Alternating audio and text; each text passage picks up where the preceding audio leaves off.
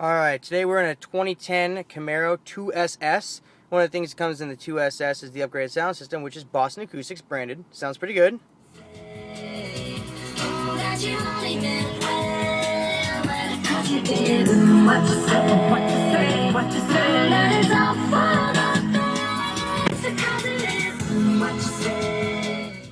Like I said, sounds pretty good. I like the sound system.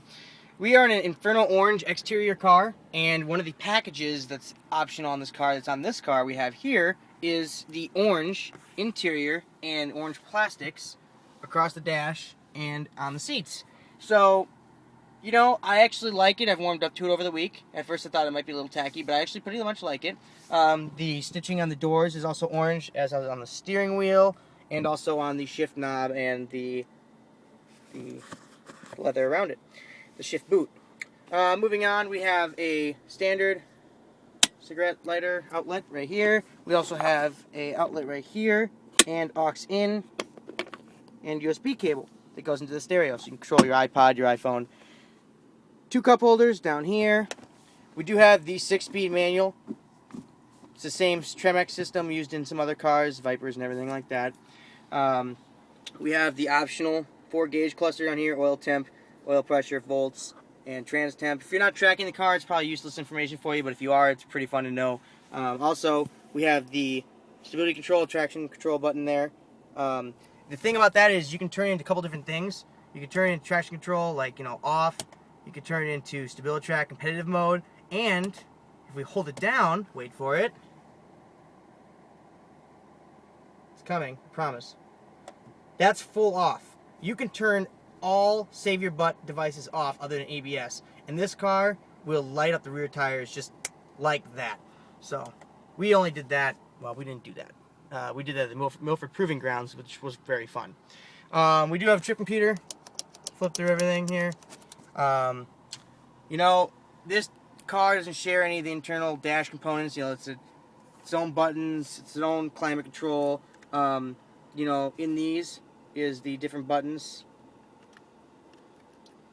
And then the other one. So this doesn't share with the Impala or anything else. It's unique to the Camaro, and I'm pretty sure it's going to stay that way. All the plastics, everything is very hard. It looks good. It does look good, but it's very hard. It's cold. It's like a bunker in here. The hood line is I'm holding this at my eye level right now, and the hood line is right there. This is how small our sun visor is. So we're sitting like in a bunker. We're sitting down low. We're wrapped up with a high belt line here. Here's my elbow, and here's where it would be on the steering wheel if it was actually comfortable, but it's not. So I have to sit down with it on the armrest, and I can drive like this, or I can drive like this.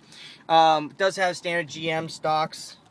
Steering wheel is Camaro deep dish. It is unique to this car. It's got a deep dish feel to it. It's kind of weird at first. I actually really like it.